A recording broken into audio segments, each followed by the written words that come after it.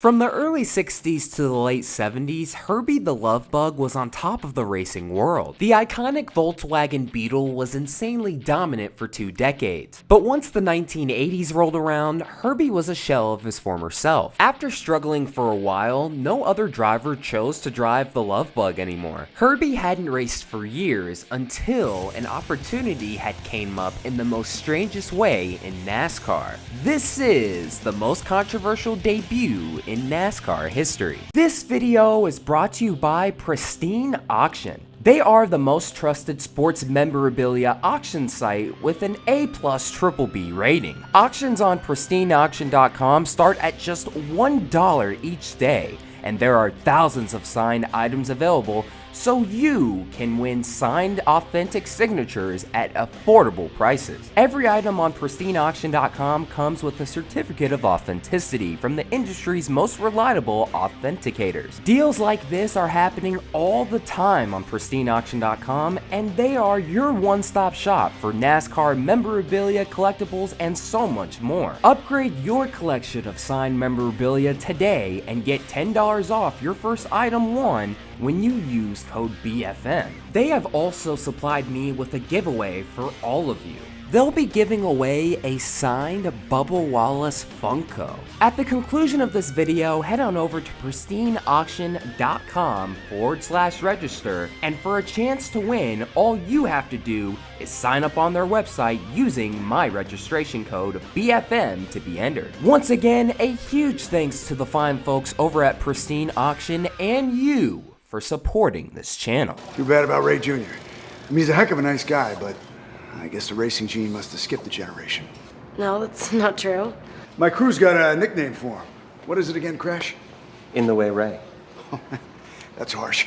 Hey, Trip, you want to insult me? That's fine. Why don't you do it to my face, huh? Hey, Ray, we can all use a little constructive criticism. The Peyton Racing clan had been in NASCAR for decades, but to put it lightly, Ray Peyton Jr. absolutely sucked at driving. Up to this point, the youngest of the family, Maggie, didn't have any sort of racing experience and had recently graduated college. But instead of having a regular job, she wanted to get behind the wheel. This is where Maggie Peyton and the Love Bug meet for the very first time. And in their very first race together, Herbie is already beefing with other cars. But this car in particular isn't just some random. That is the car of NASCAR champion / total douchebag Trip Murphy. Maggie didn't want any part of this race, but Herbie has raced for years, so this was absolutely nothing to him. Trip Murphy did everything he could to beat them, even taking them out at one point. But in the end, the famous Love Bug mounted one of the greatest street racing comebacks and ended up beating the best driver in NASCAR during this time. If they wanted, Maggie and the Love Bug could make an insanely good career off of racing locally. But in the middle of the 2004 NASCAR season, an opportunity would arise. And 1 lap to go for Ray Peyton Jr. in the 56 car, and it's going to be close.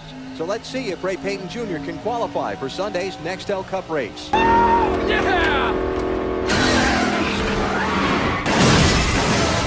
Ray Peyton Jr. is one of the biggest busts in NASCAR history. Even though he's usually terrible, he at least qualified for the Fontana race. Obviously, he was not going to be cleared, so it was the perfect opportunity to give Maggie Peyton and the Love Bug a chance. The regular stock car was not going to be ready in time for the race, so they figured, what the hell, let's give it a shot. While the Peyton Racing family was looking forward to having Herbie making his Cup Series debut, so was Trip Murphy, because he was licking his chops waiting for revenge. We got a precedent wrapped around a loophole. Herbie's in. Yes! Nice!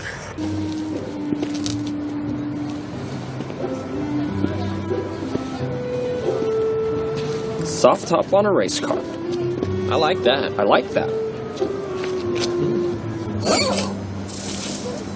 This car just winked at me. A race car just winked at you. I swear, the car just winked at me. Are you feeling okay? Is the pressure getting to you or anything? I'm fine. Fine.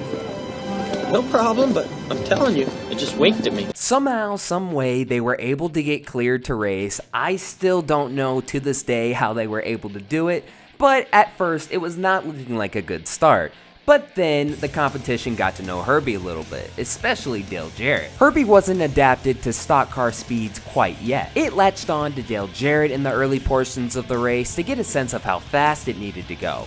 Once they figured out the speeds, it was all smooth sailing from there. For most of the race, Herbie and Maggie Peyton were both driving inside the top 15 to top 10, but once the race got inside the closing stages, they methodically worked their way inside the top 5. But Jeff Gordon, Bobby Labonte, and Casey Kane weren't having any of it. Instead of trying to pass around them, Herbie decided he needed to drive over them. In one of the most controversial passes in NASCAR history, Herbie literally drove over Tony Stewart for second place. But once they got second spot, a caution had came out and it was discovered Herbie had a mechanical problem. They were able to find a random beetle in the parking lot and fix it right on the spot. They had lost all of their track position, but it was quickly gained because Herbie was so fast that day. The final lap came down to an epic finish between Trip Murphy and Maggie Peyton. Trip was trying his best to use every dirty racing tactic in the book, but as he would find out on the final lap,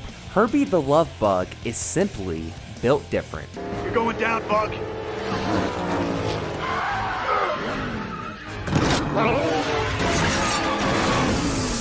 Trouble in turn 4. Murphy into the wall and upside down. Okay, Herbie, you ready? Keep it steady. There's no place to go. Look out for the crash.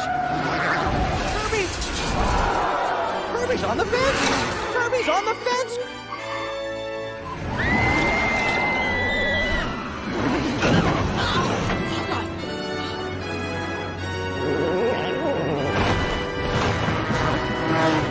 Maggie Peyton has won! Maggie Peyton has won! Incredible! Unbelievable.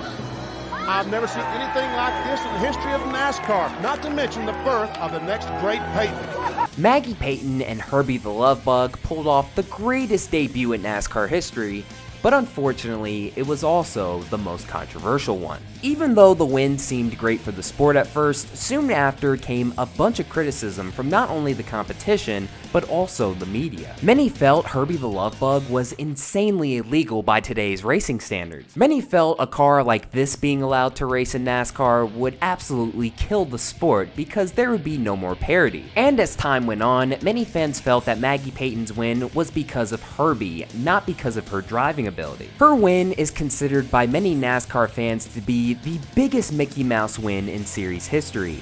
And as for Trip Murphy, he would end up getting the last lap. Because of his influence, he was able to sway NASCAR into getting Herbie the Love Bug banned from the sport. And soon after this race, he would catch Herbie the Love Bug slipping. And once again, that'll do it for another video. Thank you guys so much for watching. This is Black Flags Matter. Catch you next time.